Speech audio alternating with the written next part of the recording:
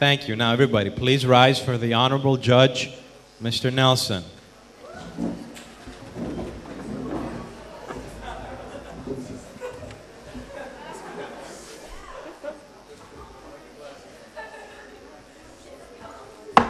You may be seated.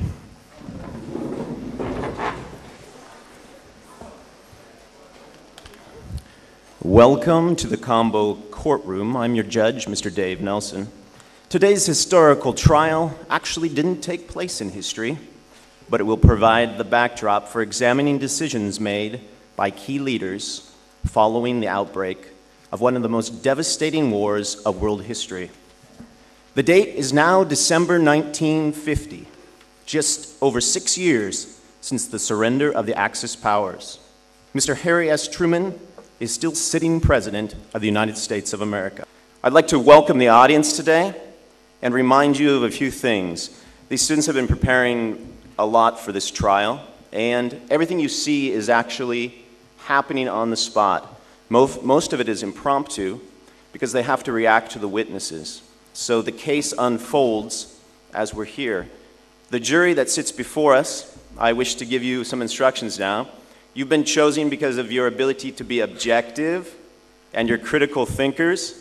So you are hearing the case, and you are ultimately going to decide if there is enough evidence to indict Mr. President Truman. Today he is on trial for crimes against humanity. So without further ado, prosecution, the microphone is yours for your opening statement.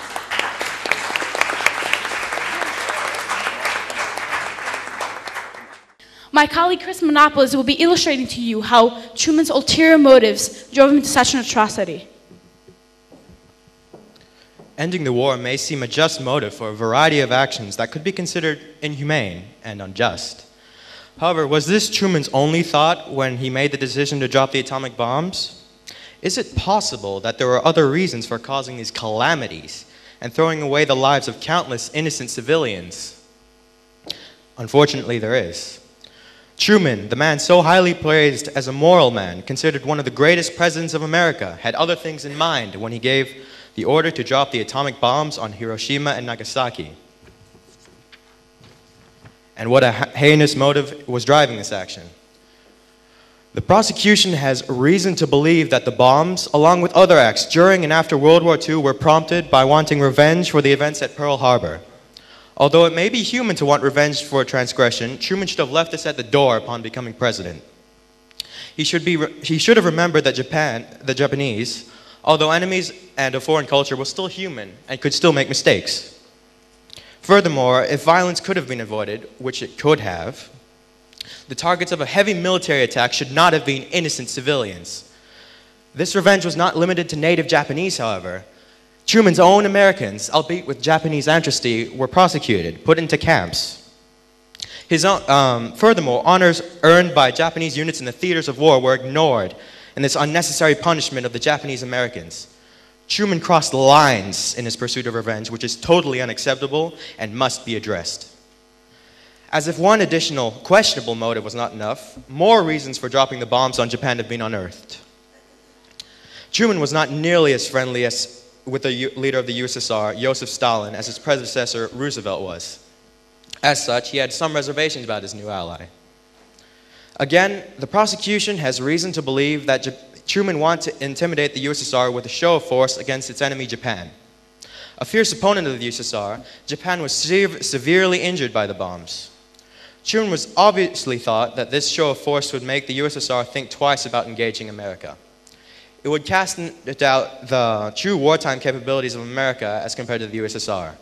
It may also have forced Stalin to comply with American demands so as to prevent another detonation of a nuclear weapon, this time inside his borders.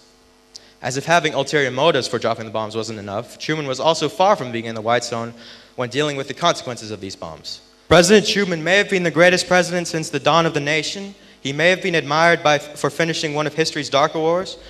However, this does not give him immunity for answering for the wrongs he committed to achieve his accomplishments. A crime is still a crime, even if it was driven by a good intention. As it is said, the road to hell is paved with good intentions. Let us hope, honorable jurors, you do your duty today and make sure Truman will find his destination. As they're filtering out, I want to give a huge congratulations to these lawyers up here because they put in so much research. And it's very, And very the difficult to witnesses, think Your on the Honor. face. And to the witnesses, congratulations. It's a difficult task to get up here and to speak in such an audience and to sit all day as well. So although this is a mock trial, the situations that they were talking about were all based on, for the most part, with regard to a few situations, but they were all based on actual research from primary sources, which they had to submit. So if you're intrigued to learn more about any of the information that you've heard, I hope you check it out for yourself. But now we will wait for the jury to give us their call. Do you have a verdict? The jury has come to a decision. Was your decision unanimous? No, it's not. Quiet, please. By the way, before you announce, I think this is the 7th time. We've done it much smaller in the past. This is the first time here. But he's in an equal number of times, President Truman has been found guilty and innocent. And it really depends on how the case is put together and the persuasiveness of the attorneys and the witnesses. So in this year's trial, the final decision, go ahead, Alex, you can announce it. Out of 16 members of the jury, 12 are for prosecution.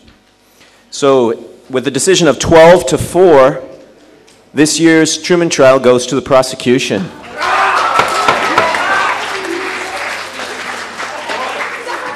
Mr. President Truman, you will have to show up tomorrow during class for your sentencing. Congratulations to all of you.